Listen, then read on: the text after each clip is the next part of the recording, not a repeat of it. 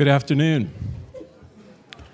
My name is Matt Poland. I'm the Chief Executive Officer of Hartford Public Library, and I'd like to welcome you here tonight to the Center for Contemporary Culture. We're here tonight to honor the 70th anniversary of one of Hartford's most significant human tragedies. The Circus fire occurred 70 years ago on July 6th, and this fire tore through the afternoon performance of the Ringling Brothers and Barnum and Bailey Circus and remains an event that is often written about, memorialized, and deeply remembered. The terrible and often repeated details of the fire, that the big top had been treated with paraffin and gasoline to make it water resistant, that animal chutes blocked exits and cost lives, that dozens perished, and that a fearless lion tamer named May Tovar saved many who otherwise would have become part of the history of the Circus fire, part of the story we tell and will retell. Storytelling can be an effective mechanism for healing and for coping with grief and loss, and it is our hope that by reflecting back, Hartford will continue to heal and to move forward. Today, you will experience the events through the eyes and ears of those who experienced it. In a HartBeat Ensemble original performance based on the memories and firsthand accounts of Circus fire witnesses and survivors collected over the past year by the staff of the Hartford History Center. In addition, we'll hear from Dr. Ralph Mama, an award-winning author, celebrated storyteller, and professor of English at Eastern Connecticut State University, who will discuss with us the importance of storytelling to the process of healing in tragedy. And Dr. Mama will actually be part of the HartBeat presentation when you see him for the first time. I ask you to enjoy the evening. That's an odd word, but enjoy the opportunity to honor this very specific day in our history, the people who died there and the people who survived, and the resiliency of the city of Hartford to come back from such a tragedy. So without further ado, I'd like to introduce the cast of the HartBeat Ensemble.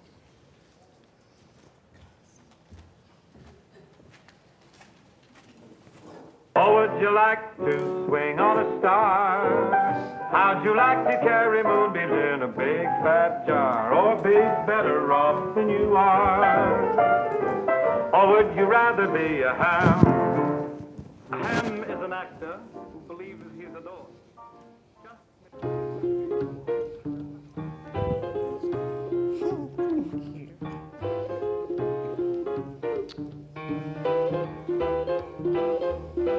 A buzzer took a monkey for a ride in the air. The monkey thought that everything was on the square. The buzzer tried to throw the monkey off his back, but the monkey grabbed his neck and said, "Now listen, Jack, straighten up and fly right. Straighten up and fly right." Mama, I promise I'm not sick anymore. Please, can we go to the circus? Mrs. Urbano is here with the kids. Bella! Your sister is already outside. Now you go upstairs and change the baby while I finish packing the lunches. But Mom, I have been a good girl, and Dr. O'Connor said I'm not contagious anymore. Please, and he's giving away free tickets. Free! Don't worry. One more arrangement left and we'll send out the delivery. Look, we'll be there well before the ceremony. We haven't missed a wedding yet. I'm going to get the canteens, Mama, because it's too hot not to bring extra water for the little ones. Yes!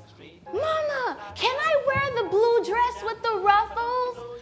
I know it's hot, but it's so pretty. Straighten up and fly right. Straighten up and fly right. Cool down, Papa, don't you blow your top. The buzzer told the monkey, "You were choking me." My father took my sister and I to watch them set up the tents the day before I was 5. My sister was 3. Today, in an age of TV and internet, you can't understand how exciting that was. The show itself couldn't come fast enough. Dennis Sullivan. When the circus came to town, the circus was huge. Your imagination went wild.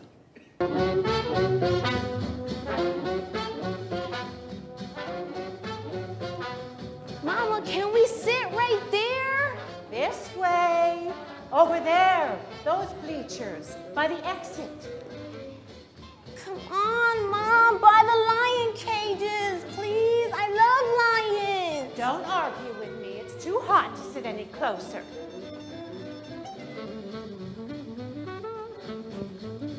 We sat in the northeast section, about 180 degrees from where the fire started. We were right by the lion cages, fascinated by all the animals. I was looking at the lions leave their cage, paying little attention to the next act. The kids were so excited by the big cats, seeing those lions and tigers acting as gentle as our house cats. But it was our Bella who was more interested in the lion tamer than the lions. I couldn't help but think she was seeing herself help me to tame our wild little siblings.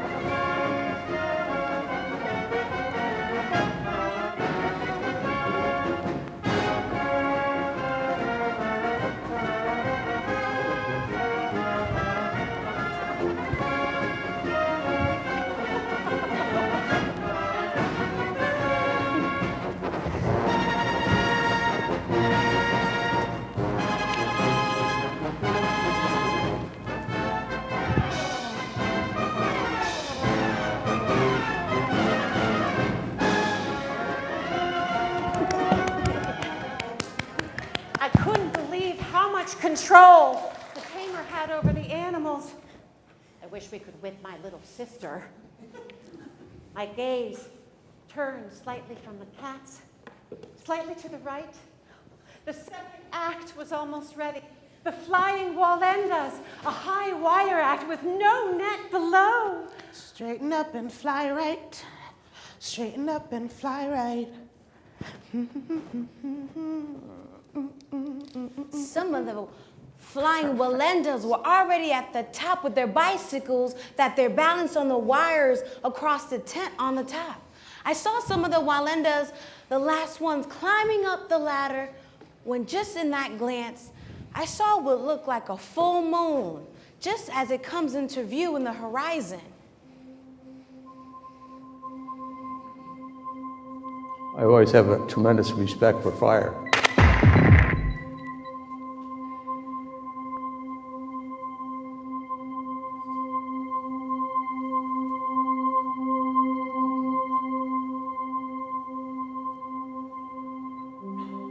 I don't remember any screams, but I just remember that whooshing sound, like it's sucking up the oxygen, you know, the flame. Someone yelled, "Fire!" I was in the tent on July 6th when it caught fire, sitting on the bleachers. The first shot up behind me. The first fire that I saw was a long flame coming up from the bottom of the tent and shooting up to the top of the tent. And as an innocent child, I thought it was the fire eater. The entrance close to where we were sitting was blocked by the cages for the animals, so we ran straight to the other exit. I remember looking back and seeing huge clouds of black smoke. Corinne Slavin wreath. The fire grew rapidly as the flames raced up the highly flammable canvas.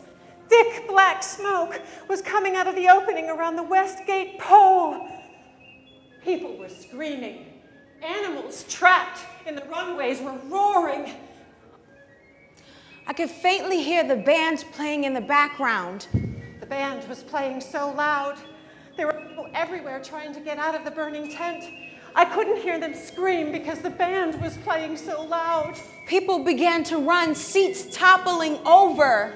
There's an old saying that says music soothes the savage beast, but not in this place. Everywhere, people were frantically trying to climb over the wire hoops. The exit was blocked by the animal cages, which not have been removed yet. I saw some men reaching out to try to help people up and over. I hoisted my sister up, and one of the men pulled her out. I was scared. Real scared. We were playing that old familiar march, but strangely, in my mind, all sound stopped.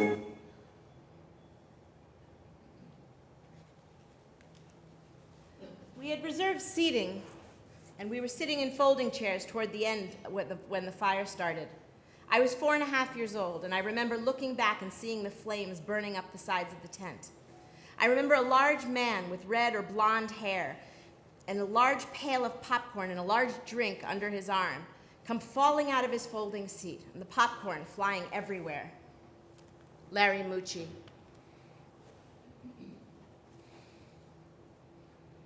The storytelling impulse is a uniquely human impulse. It is the impulse that sets humankind apart from the animal kingdom.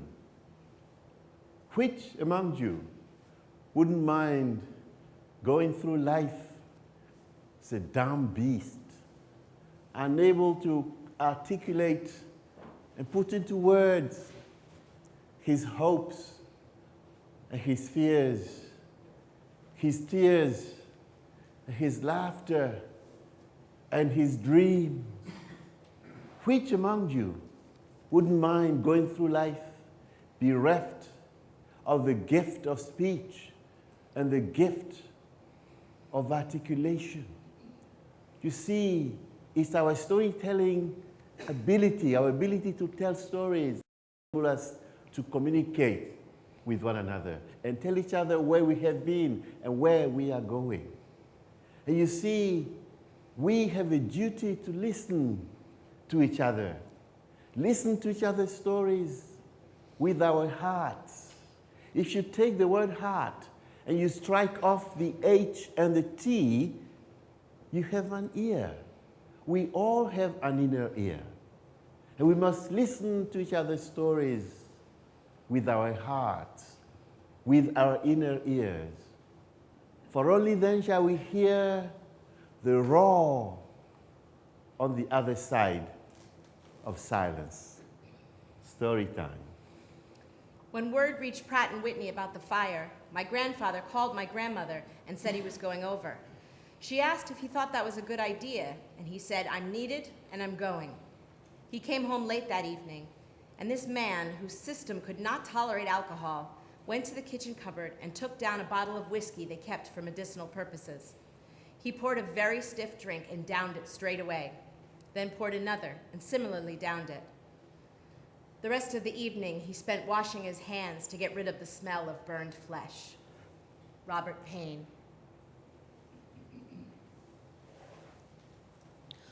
I still see the famous clown Emmett Kelly walking around dazed, carrying a bucket of water, face painted with that sad, sad look.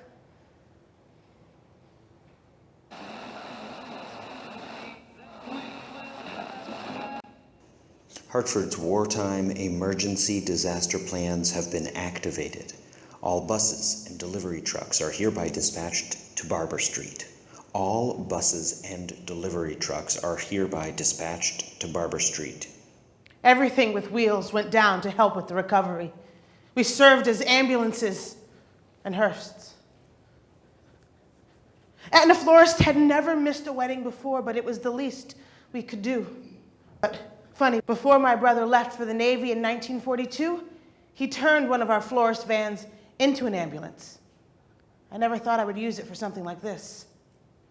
Today, Etna Florist became Aetna Ambulance Services. I just remember a wall of moving bodies pushing and shoving. Once clear of the tent, my fear did not abate. Where was my mom? Where was my sister and brothers? Bella! When I arrived at the grounds, the people were shell-shocked. Stunned and dirty, they were either looking for their loved ones or making that long trek back home. The smell, I tried not to think about the smell. A police officer directed me where to go.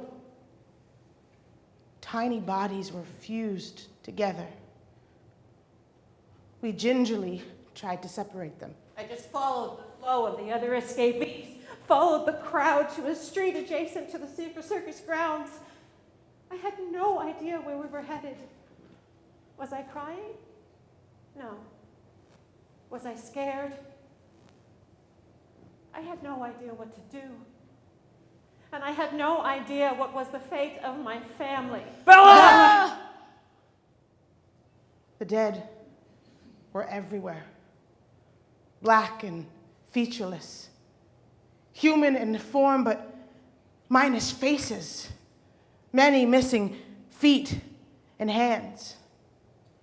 Paraffin wax used to make the canvas tent waterproof rained down during the fire like napalm.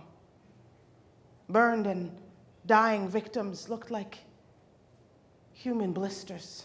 It sounded like beaten dogs. Bella! At some point, a man befriended me. He asked me who I was with. I don't remember what I said. I had no idea what had happened to my mom.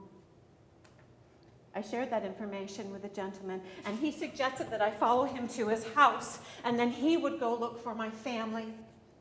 The circus fire had the misfortune of occurring at a historical junction where the hideous was commonplace. In terms of the war, 168 seemed a paltry number. But here, amongst the bodies of the women and children, it was a tragedy beyond measure. I saw a rescuer picking up one of the bodies, and his hand grabbed onto the flesh and sunk right through to the bone. The only thing left unharmed on the big top was the marquee that promised the greatest show on earth. Bernard Mullins with the daily 6 o'clock edition from the WTIC newsroom, brought to you tonight by Griffin, the greatest name in shoe polish. Hello, everyone. Well, Hartford this afternoon suffered one of the greatest catastrophes in its history. When during a matinee performance of Ringling Brothers' Barnum and Bailey Circus, the big tent suddenly burst into flame and burned to the ground, causing more than 100 deaths and unestimated casualties. The hospital nearest the fire was the Municipal, an almost Dickensian charity institution that served the city's indigent. Community hospitals were called to bring in cots and stretchers, and soon all 4 of the city's hospitals were helping the survivors and dying. As the hospitals began to fill up, the armory turned into a makeshift morgue. We got to the man's home, and I don't think he knew what to do. The house was empty, and we were standing in the kitchen while I was trying to explain to him what my mom looked like. He told me to stay there, and then he would go look. So I stood in the kitchen, barely moving, and waited for the man to return. I don't know how long I waited, but he did return. Alone. Eventually, I brought lost ones to the Brown School, where they were housing unclaimed children. I didn't find Bella after hours of yelling for her. I took the rest of the family home, and then I went to the armory, praying she wouldn't be there. Later on, my mother and father returned to identify the dead body of my uncle, Joe Veering. My father told me that verbal warnings were given out before the area where the bodies were held. It was gruesome, and some people who went to identify beloved family members broke down and were not able to do it. Rosemary Franz Geer. The man didn't find my mom, but he told me he could take me to the Brown School where I could be reunited with her. Could be? Am I crying again?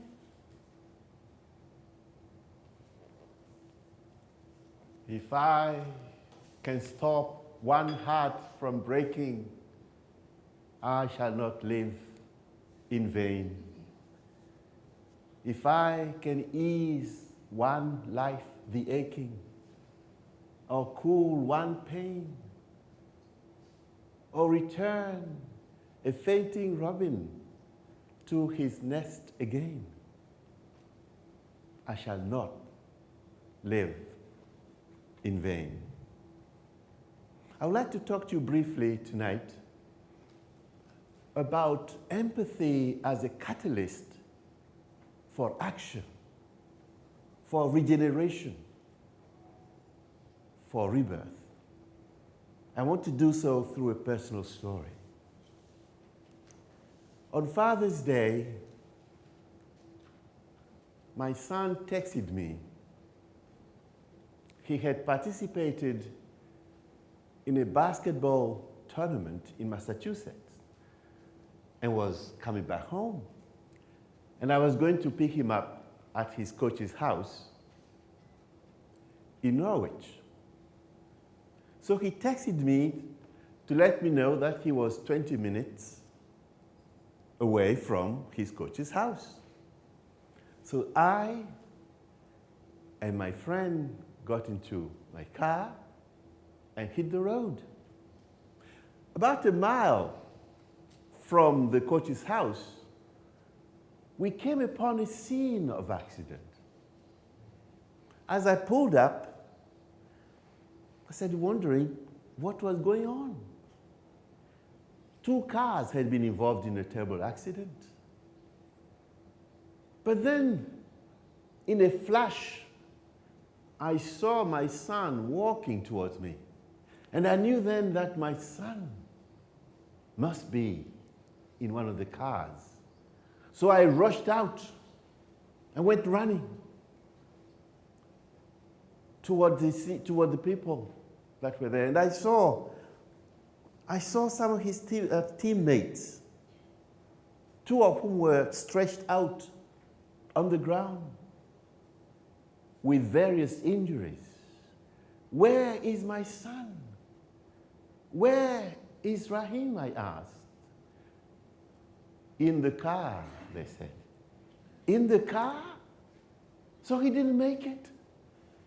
So I rushed over and opened the door. And there lay my son, looking dead. I was distracted with grief. I threw my hand around him, and with the help of my friend, I took him out of the car because I was afraid it might catch fire any moment. And I laid him gently on the ground.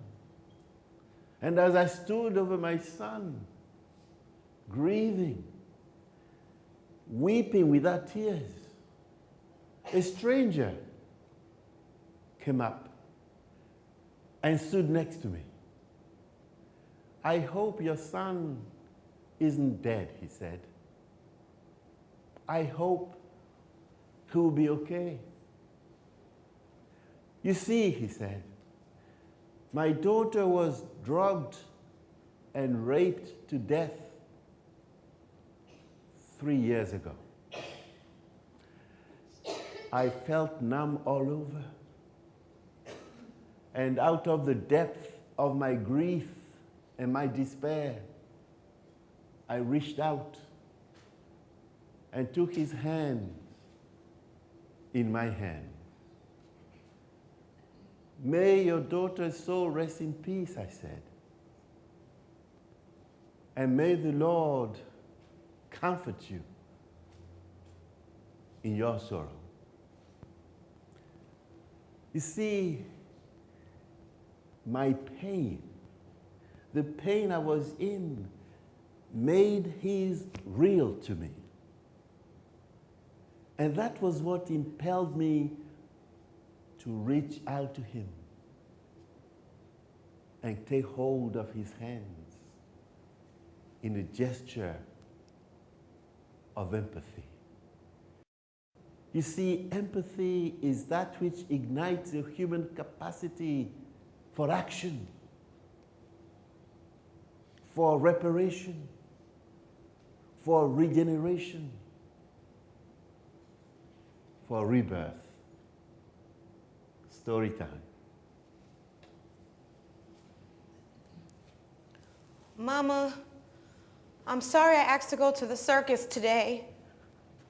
It was Bella who spotted me first, and she ran towards me. She had always been my big girl. But on that day in my arms, she was my baby, my firstborn. Mama, I promise if you come get me, I will never ask to go to another circus again. Many children were blessed to be reunited with their families after the fire. But some were not so lucky. I had no memory of how we got separated. I had no memory of how I got out. Hours later, Pa found me at the Brown School. I asked, "Where's Mama?"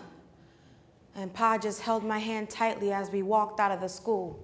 We went to the armory, going to the adult female section first, where Pa identified Ma's body by one unburned shoe. I never questioned what that meant. I didn't want to know anymore. I recall going to bed that night and asking Pa to leave the door open so there'll be light in the room. I tried to fall asleep, but visions of roaming lions kept me awake. I laid facing the light, afraid to roll over and look into the shadows where I knew the lions lurked. I later learned that many people who died or got injured were found around the area of the animal cages. I slept facing the light for years.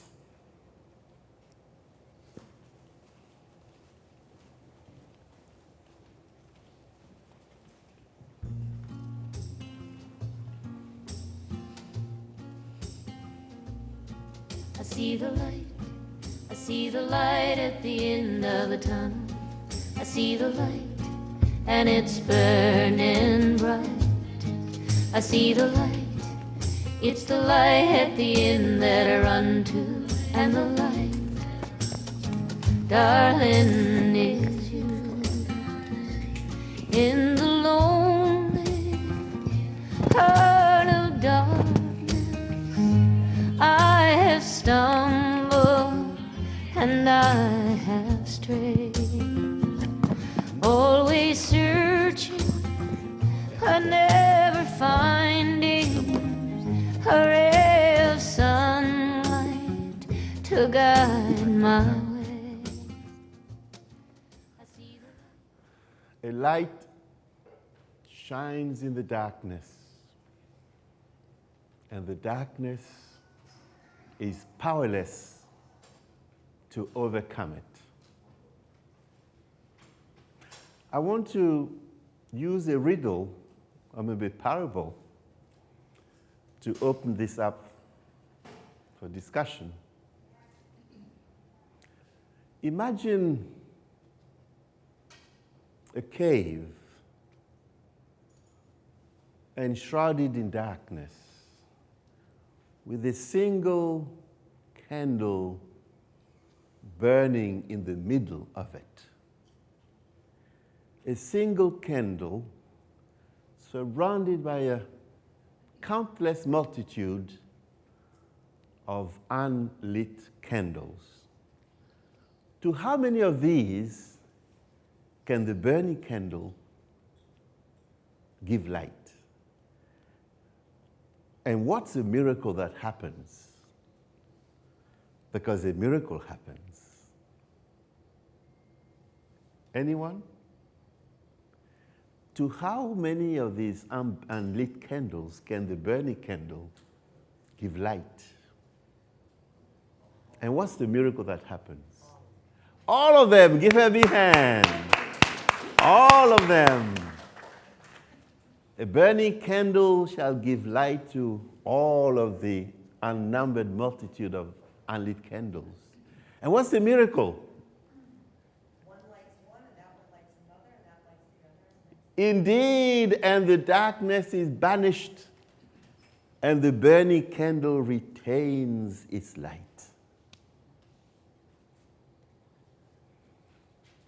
When we mourn and celebrate the lives of those who have passed on, when we organize vigils, we light candles. It's a symbol of hope, a light shining in the darkness. And the darkness is powerless to overcome it. It is the light of hope and peace and joy. The light that will push back the frontier of darkness, the darkness of racism, the darkness of homophobia, the darkness of ignorance, the darkness of violence, the darkness of man's inhumanity to man. And I would like you to speak out, comment on what you have seen today, what has happened here today. Share your feelings. Anybody? There's a mic. You can come up. I'll stay where you are and I'll come to you with the mic. You? Anybody? Anybody wants to say something? Thank you. Thank you. Remember me? Yeah, I do remember. How are you? Thank you for coming. My mother and father and brother were survivors of the Circus fire, and it's always been a presence in my life, even though I wasn't born when it happened. It's part of my family history, and I try to always attend any Circus fire commemorations in honor of my late mother and father. And I have to say, this is the first one I've ever been to where I was moved to tears, ever. The presentation that the HartBeat Ensemble did, Dr. Mama's talk, and what we saw on the screen here somehow brought all this back to me, and it made me think about my parents when they were young, and my brother who was not quite 3, and what they must have gone through and what they carried with them for the rest of their lives, rarely talked about. But I know it was always there, and because of this, I feel I miss them, my parents, more than ever, but I feel closer to them, too. And I thank everyone who got together to put on this program tonight. Thank you. Thank you. That was beautiful. Thank you so much.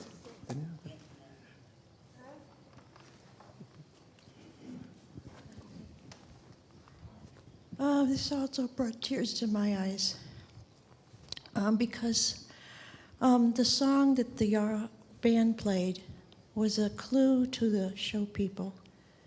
The song was Stars and Stripes Forever, that there was something of emergency importance in the shows. I want to thank the young gentleman, I don't know where he is, who seemed to emulate Emmett Kelly Sr. My parents were with the circus, and I was too until I was 6. My mother decided it's time for me to start to go to school. But when you're show people, that's your family, and your family forever. My parents were friends with Miss Eva and Emmett Kelly Sr. for over 50 years, and he was my godfather. And I want to thank for the presentation. Very enlightening. Thank you. Thank you.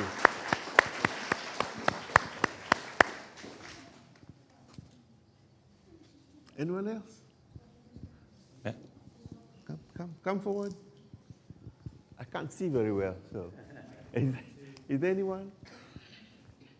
Yeah, come.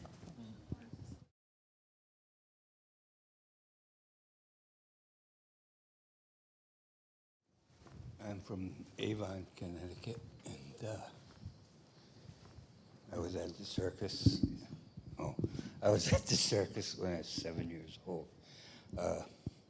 My father just passed away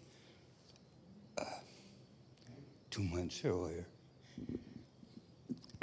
and the policeman in town invited my brother and I, my cousin, and his mother, and his wife to go to the circus. And my brother wore his Boy Scout uniform. He was 12, and I was 7. I think he was 13, I guess. But just as soon as we sat down, Ed Talmadge, which we used to call him the chief, but I don't know whether he was chief or not, but he was the only policeman in town. And he said, hey, if anything happens, we were sitting about 6 bleacher seats from the top of the circus, probably in the center, but 180 degrees away from the fire. He said, don't go down, but go up and grab that pole and slide down. And we did when it happened. And, we all made it, the 6 of us. There were, my cousin and I are the only ones left. This is quite a few years ago. But I think we all have, the survivors have stories of heroism, because if we didn't, we probably wouldn't be here. Thank you.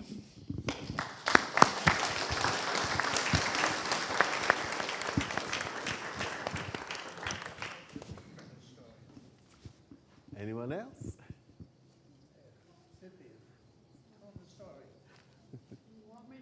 Yeah.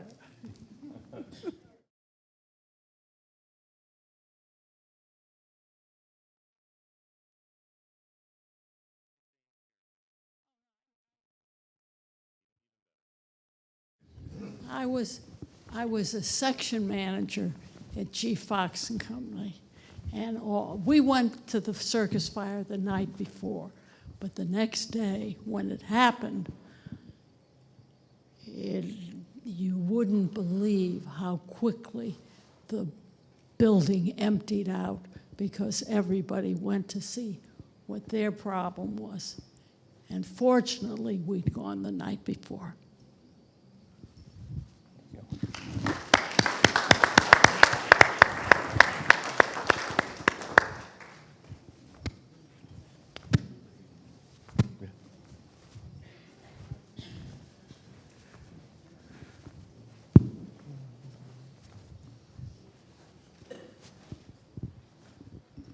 I would like to share my congratulations to the HartBeat Ensemble and Dr. Mama for an incredibly moving afternoon. I also grew up in Hartford, and my mother had just graduated from St. Peter's School that year. And instead of going to the circus, she went with my grandparents to New York City that week.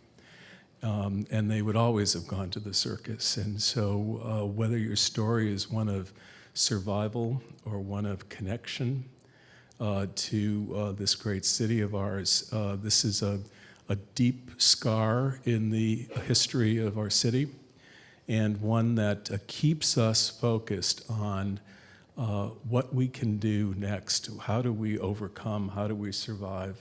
How do we connect with one another? As Dr. Mama put it so eloquently. And so I thank all of you for participating in this tonight. I'd like to introduce the cast for you from HartBeat Ensemble. If you'd come up as I mention your names.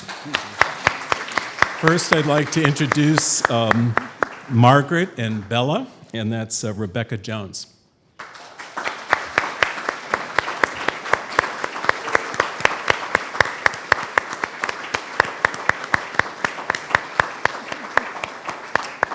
The next is Jane Cindy Martinez.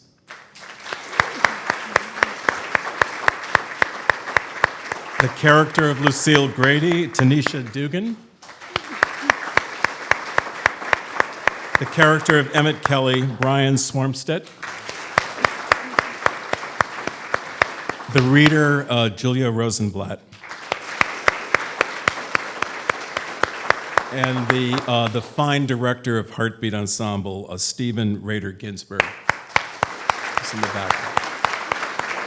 Come on forward, Stephen.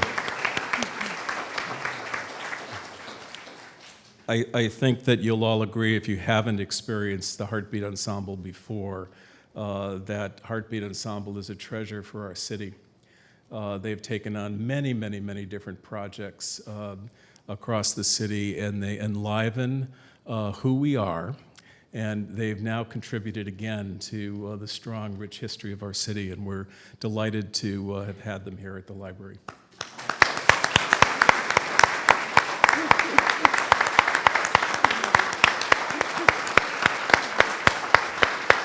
Thank you. There are also some folks that you often don't see, but are really key to the enjoyment of an evening or a presentation, and those are the people who deal with sound and video. I'd like to acknowledge Chaz Frederick from HartBeat Ensemble.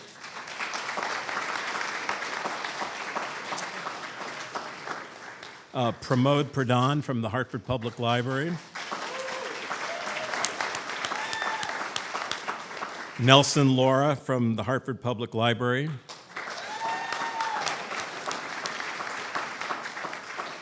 And we have three fabulous interns from the school system, Maria Musial, Michael Strogoff, and Antonio Mendez.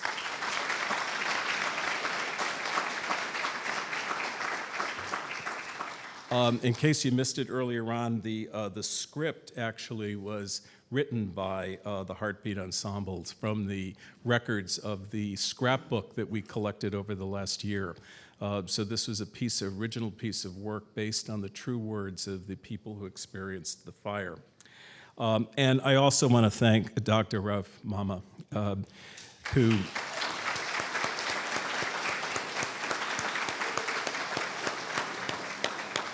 having only less than a month and a half ago gone through a terrible tragedy in his family, and how he built his ability to work with this young son who's doing fine now, he tells me, right? By connecting with other people in doing that. This production was made possible, the Hartford History Center remembers, in collaboration with the Jewish Historical Society of Greater Hartford. And Louise Kaufman is here, who is the board president of that society. And we thank you for that. And we also, it's made possible through a generous gift of the Business and Professionals Women's Club of Hartford. This group is no longer in existence, but they had a significant treasury when they went out of business and gave it to the library so that we could do programs from the Hartford History Center like this one. And of course, finally, thanking everyone, all of the stories, the people who shared with us the stories of their families and their experiences of the fire. Thank you all for being here tonight. I hope that your memories and your connection with one another will help you continue to move forward. Thank you very much.